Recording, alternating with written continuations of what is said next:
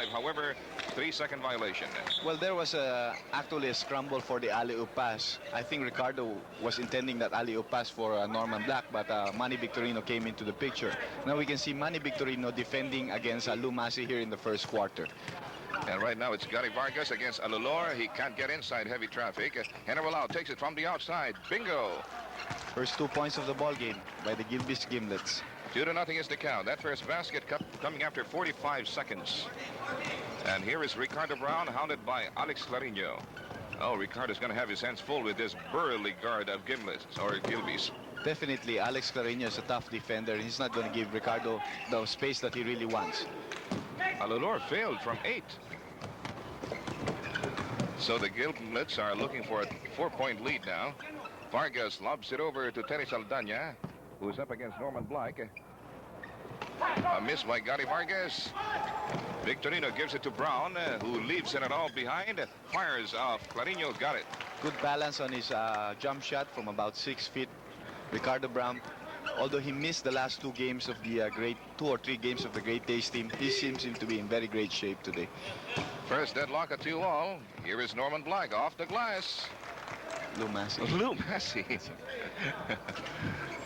How can I mistake one import for the other? Well, because we have, I remember here in the semifinals, we have 3 guys who stand 6'5", you know, including Francois Weiss. And these are 2 of them. Yes.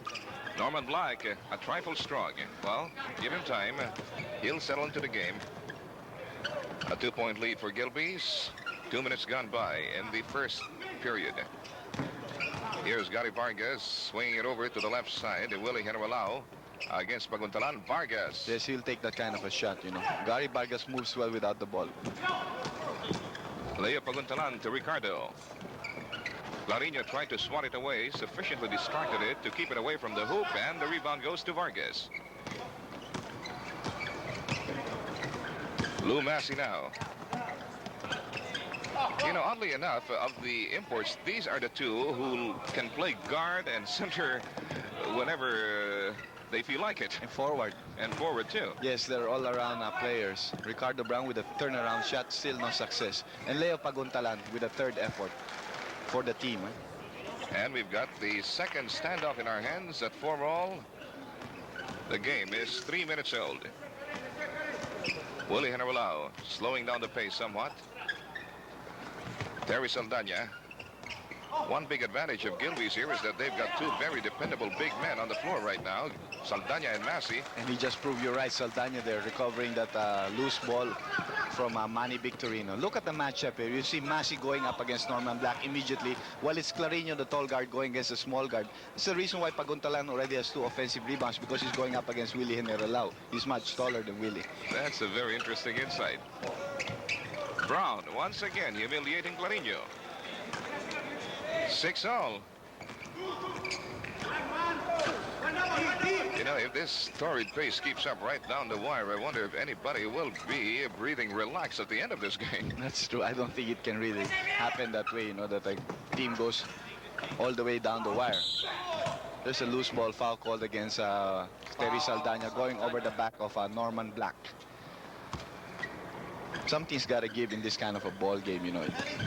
Eventually, they'll have their own spurts. How did Frank Sinatra put it? When an irresistible force such as you meets an immovable object such as me, something's got to give. That's right.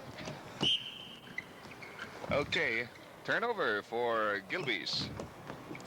Willie Generalao, the ever-dependable playmaker for Gilbey's, has the leather, as usual, orchestrating the offensive for the Gimlets.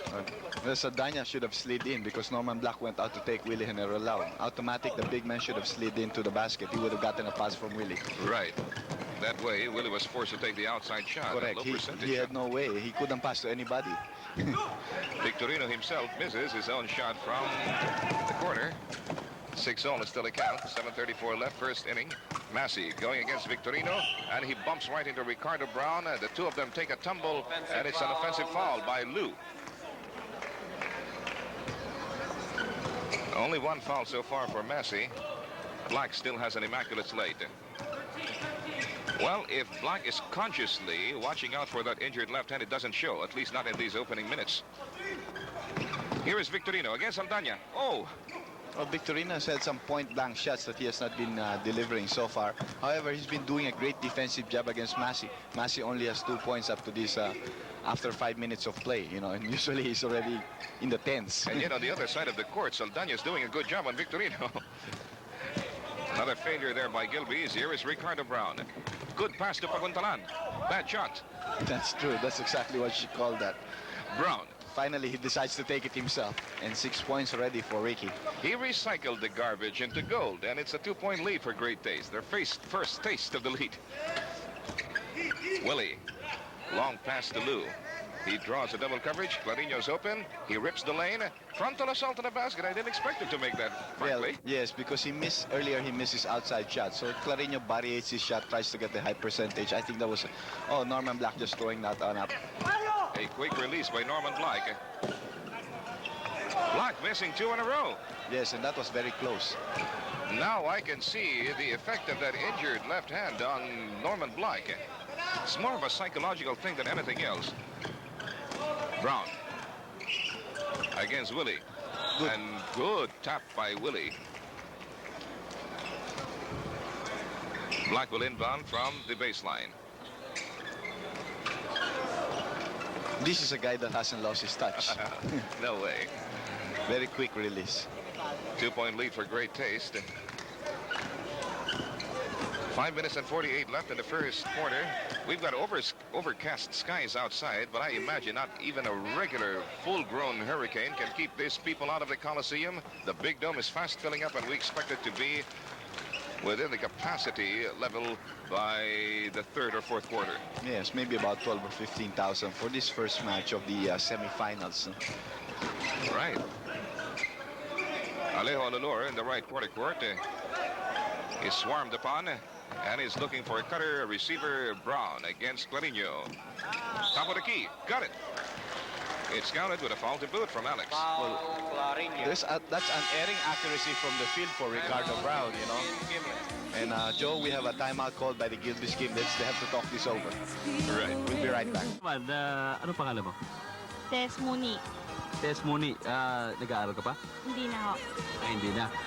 Sino naman ang pinanonood mo? Palagay ko meron kang paborito rito, no? Gilbey saka Crispa.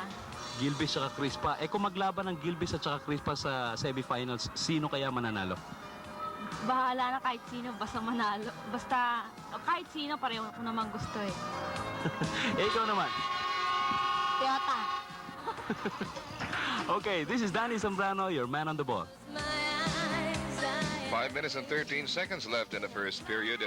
Bueno, mi compadre, mi amigo, mi carancho, ¿puede me invitar a usted a comer a restaurant de Doña Neda después de juegos? Puedes. Puedes. You're right. We shall experience the Castilian ambiance of old Spanish Manila at the Doña Nena Spanish Cuisine Restaurant at Anza Street, corner Makati Avenue. Catering services and take-home orders are very wholeheartedly accepted. Con su hermana.